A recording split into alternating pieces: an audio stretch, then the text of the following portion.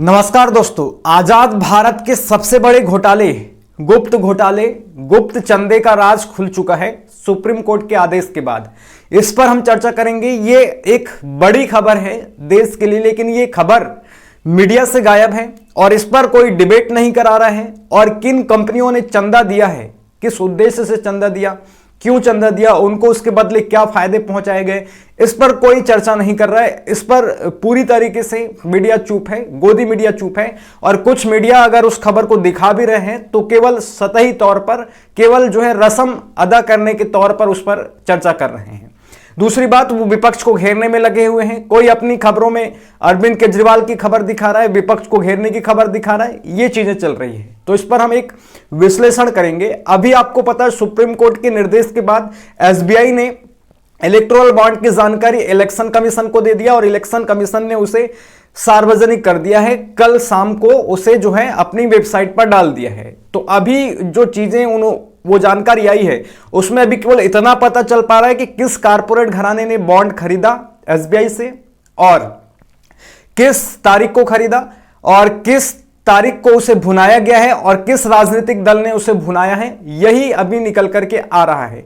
Direct रूप से link नहीं पता चल रहा है कि किस कारपोरेट घराने ने किस पार्टी को दिया है और किस पार्टी ने किस कारपोरेट घराने से चंदा लिया है। यह स्पष्ट रूप से अभी समझ में नहीं आ रहा है। क्योंकि इस बॉन्ड के जो एक नंबर होता है, आइडेंटिटी नंबर, उसे एसबीआई ने नहीं दिया है। और आज सुप्रीम कोर्ट ने फटकार लगाया एसबीआई को फिर से और कहा है कि उस यूनिक नंबर को, उस आईडी नंबर को, उस इलेक्टोरल बॉन्ड के नंबर को भी आप इलेक्शन कमीशन को दीजिए और इलेक्शन कमीशन उसे अपनी वेबसाइट पर साझा करे, लोगों के साथ साझा करे। ये निर्देश स्पष्ट रूप से सुप्रीम कोर्ट ने एसबीआई को दे दिया है। और जब वो सीरियल नंबर आ जाएगा तो पता चल जाएगा कि किस नंबर के बॉन्ड को किस कारपोरेट घराने ने खरीदा है और उस नंबर के बॉन्ड को किस पार्टी ने भुनाया है। तो स्पष्ट रूप से हमको पता चल जाएगा कि किसको चंदा मिला है। अभी किससे किसको चंदा मिला है, इसका खबर निकल करके नहीं आ रहा है। इसी वजह से अभी सियासत गरमाया हुआ है।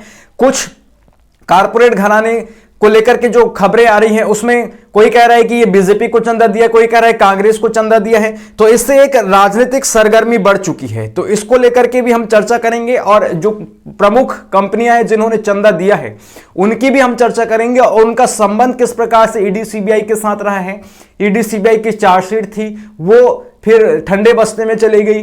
फिर कुछ कंपनियों को किस प्रकार से फायदा पहुंचाया गया चंदे के बदले में, इस पर हम चर्चा करेंगे। स्पष्ट रूप से हम यहां पर बातें करेंगे। आपको पता है, चुनाव आयोग ने चंदा देने लेने वालों की लिस्ट जारी कर दी है। भाजपा को सबसे ज्यादा 6060 करोड़ रुपए मिले हैं।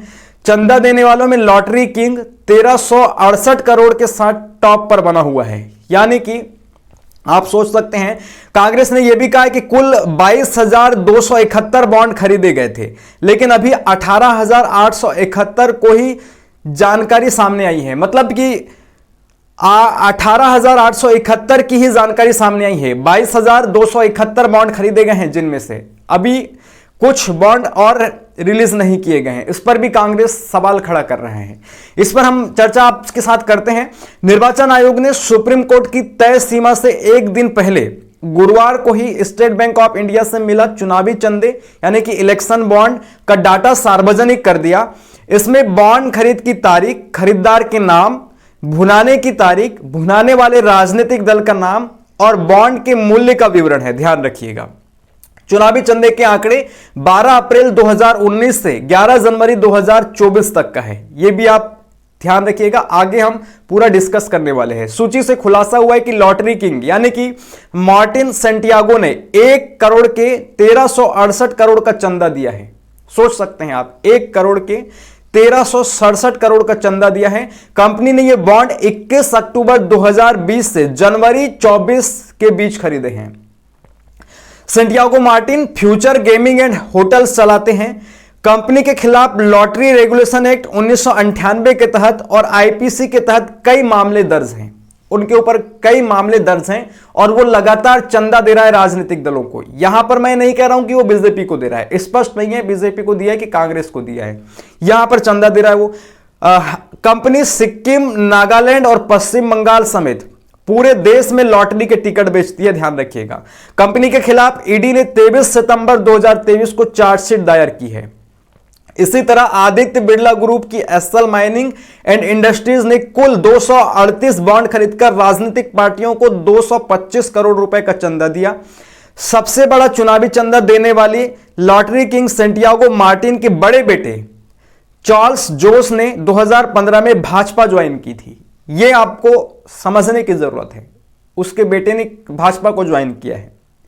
तो आप अभी संबंध जोड़ के ये भी देख सकते हैं अप्रत्यक्ष रूप से 22,271 बॉन्ड खरीदे गए थे, लेकिन 18,871 की ही जानकारी सामने आई है, बाकी की जानकारी अभी सामने नहीं आई है। आपको यहां पर कुछ चीजें मैं बताने वाला हूं।